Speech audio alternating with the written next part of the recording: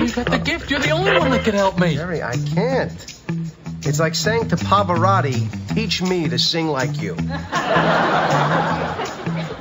right, well, I gotta go take this test. I can't believe I'm doing this. Jerry, just remember, it's not a lie if you believe it. This is Plausibly Live. Well, good morning, good evening, or good afternoon, wherever you are and whatever you do. A lot of things happening in the world today. Most of them are far beyond our control, you might say. So perhaps it's time we took a pause and thought about life and thought about the laws of gravity. The blue dot, lies, Purim, elected officials, politics, and or the news. Don't touch that dial. Try to hear me out for a little while. Well, I am a little under the weather this morning. Kind of hungover. Rod and I were going at it this morning about Dave's hungover. Last night, today, but last night in particular, is the festival of Purim. It is perhaps more commonly known as the holiday for Esther, celebration of the story of Esther in the Bible. The story of Esther is one of those stories that has always fascinated me. It's probably my second favorite book of the Bible because it has, even though it's my second favorite book, my second favorite story, it has perhaps my favorite quote in all of Scripture in it. And the story is about, of course, a tragic event that is averted at the last second. There are some things, though, that as you get older, you realize in the story aren't quite the Sunday school version of it. And as you delve deeper into the story, you begin to understand that what you're dealing with here are people who lie a lot. I mean, it's not even funny sometimes the lies that are flowing across here. There are a lot of myths involved with the story. One of the myths is that Ahasuerus, king, Artaxerxes, is somehow or another duped into being willing to allow the Jews to be massacred by Haman. That's not true. That's a lie. Haman simply tells the king what he wants to hear. And the king is he's kind of a dirtbag too. Haman is for sure, but it's a great example of how officials can tell falsehoods about things and the course that those falsehoods cause to happen. And then when they're called out, which is what we have to do, the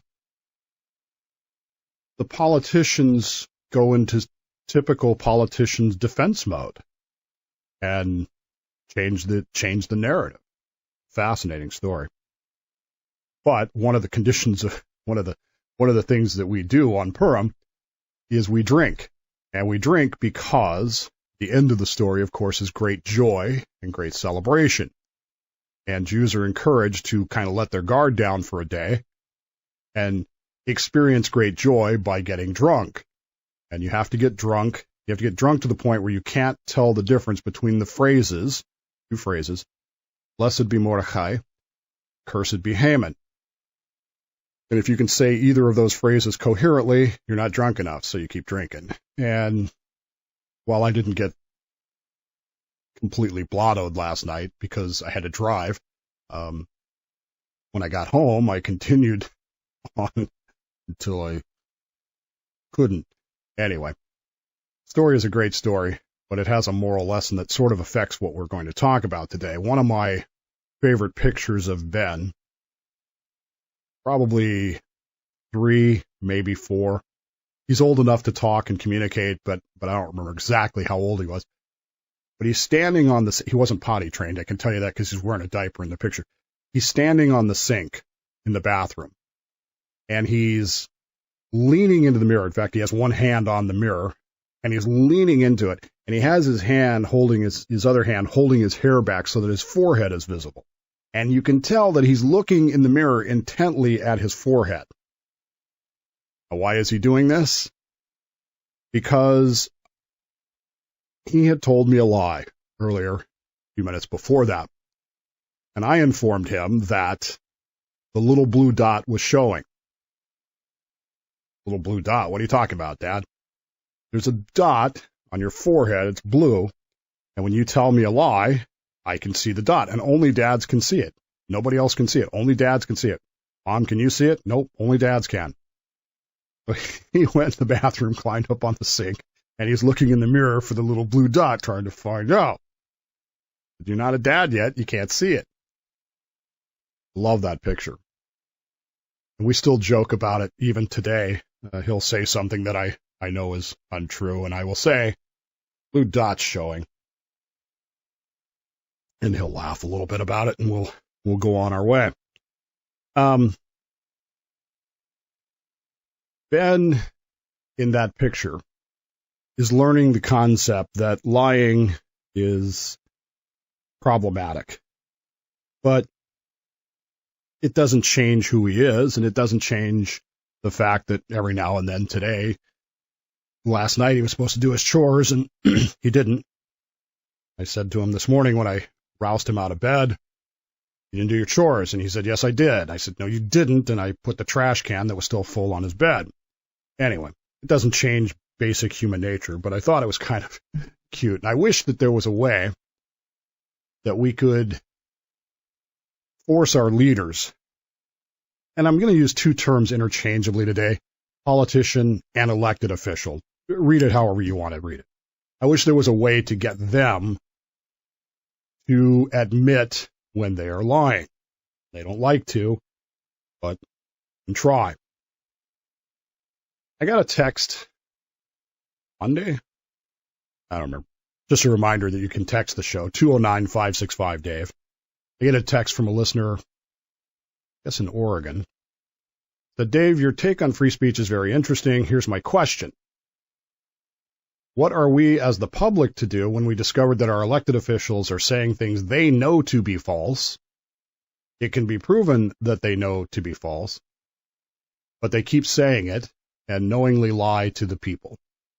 That should have consequences under the law, in my humble opinion. Thanks. Keep up the work. Great work." Well, you're dealing with human psychology and you're dealing with human emotion. And even in the text, there are some things that, the first thing that it says is they know that what they're saying is false. That's an assumption on your part, which makes this a loaded question.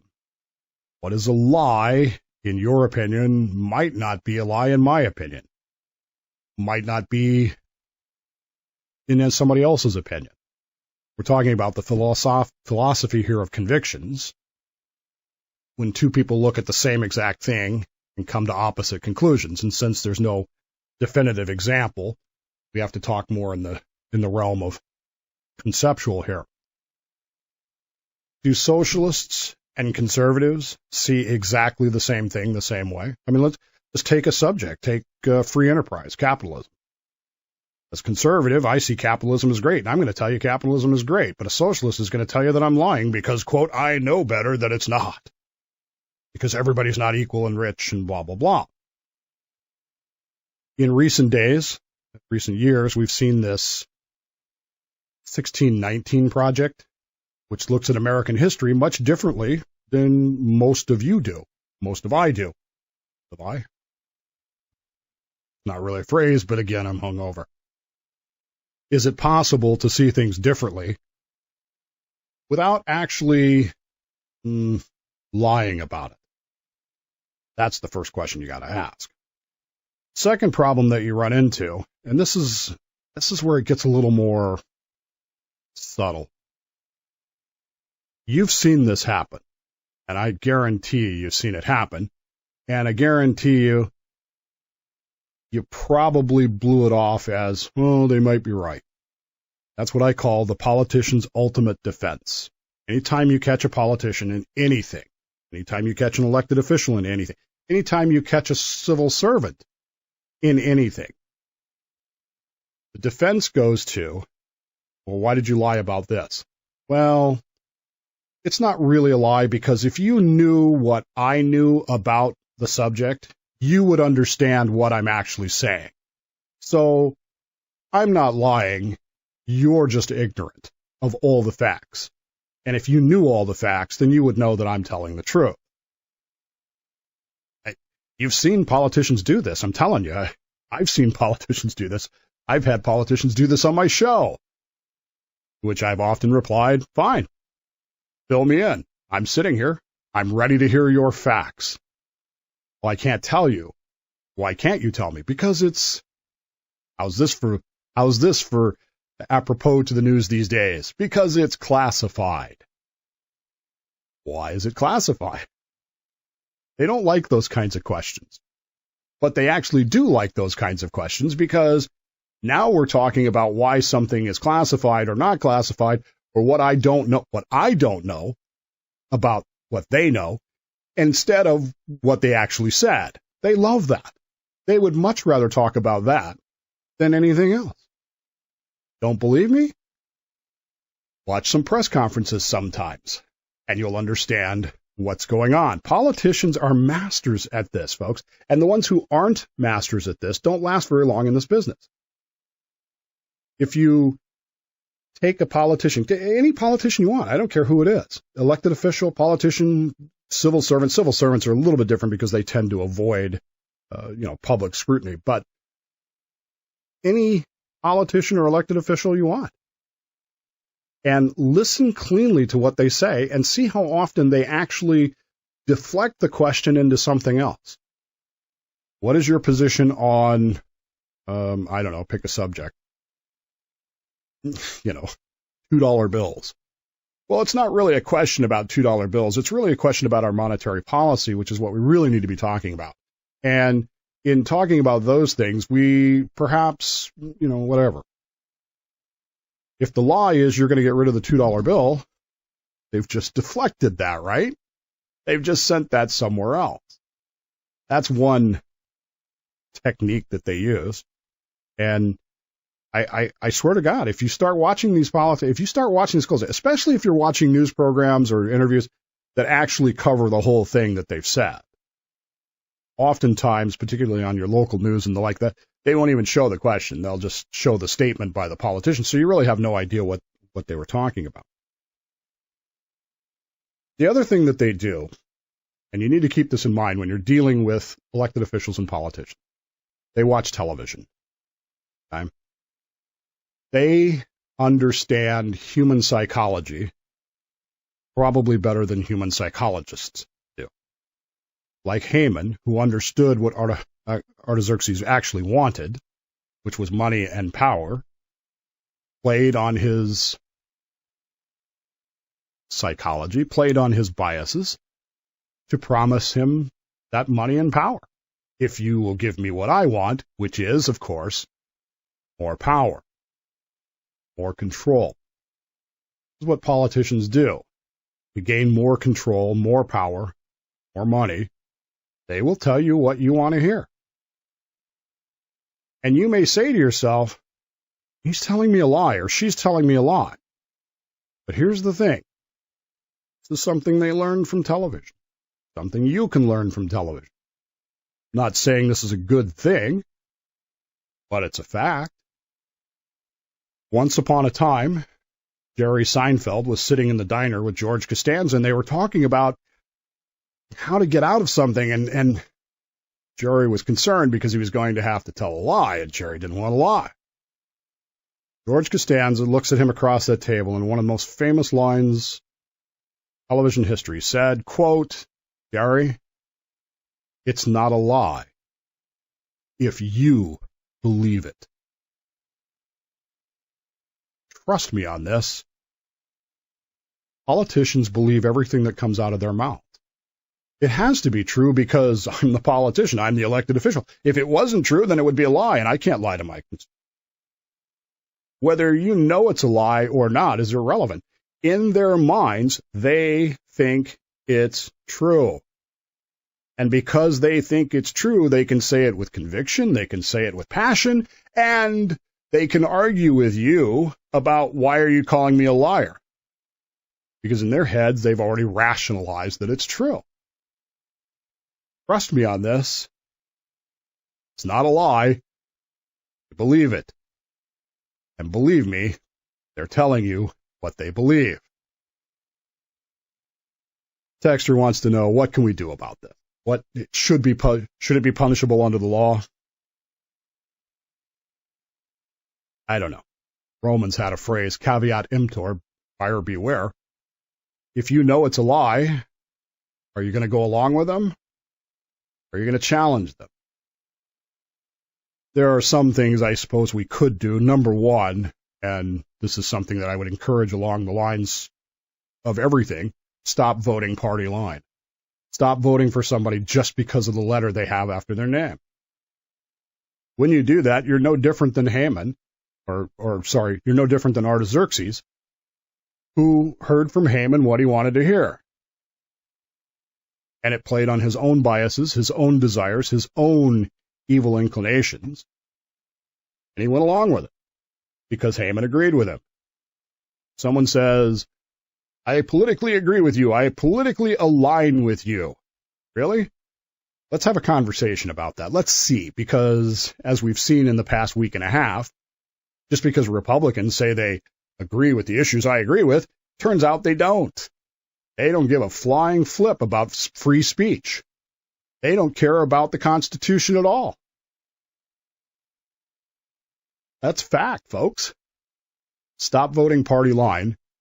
Vote for people that you've actually, talked to and find you can tolerate. Second thing is, of course, accountability matters. This is more difficult and more problematic for us than we think.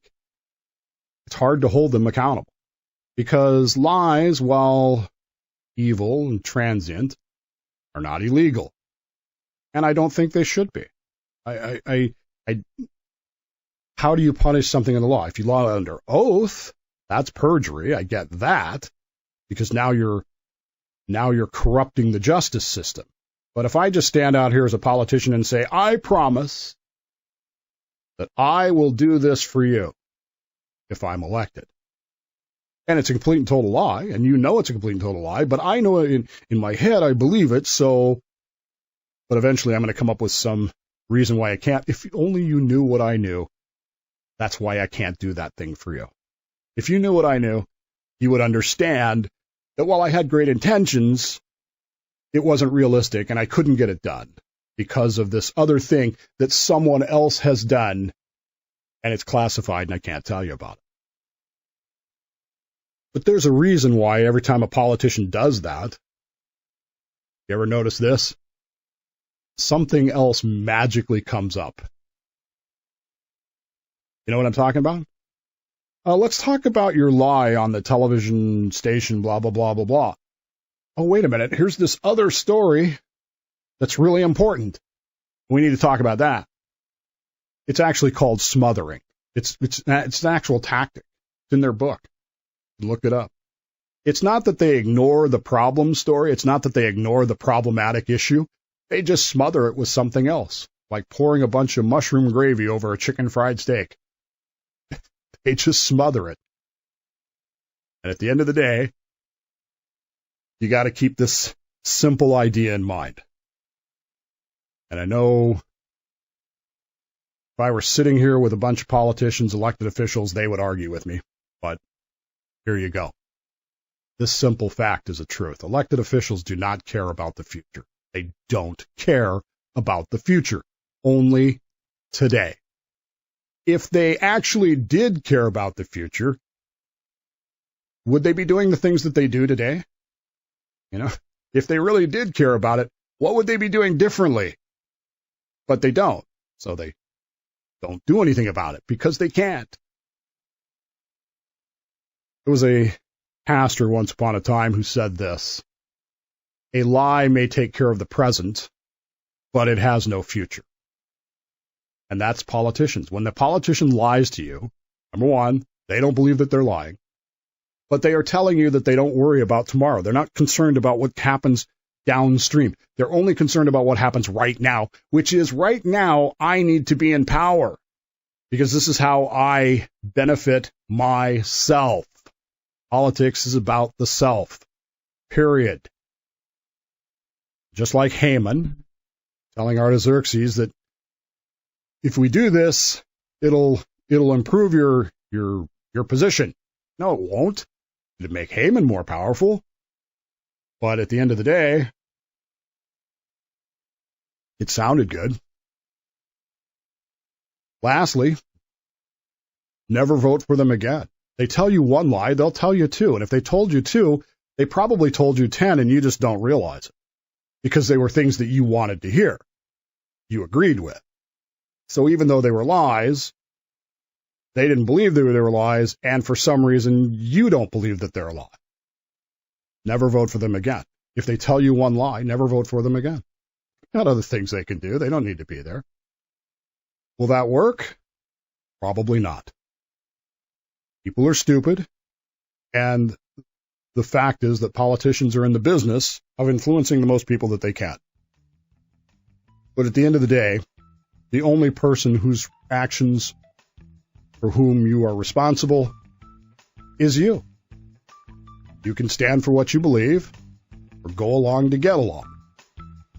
That's what politicians are aiming for, to get the vast majority to accept whatever drivel comes out of their mouths, to accept the lie, to go along to get along.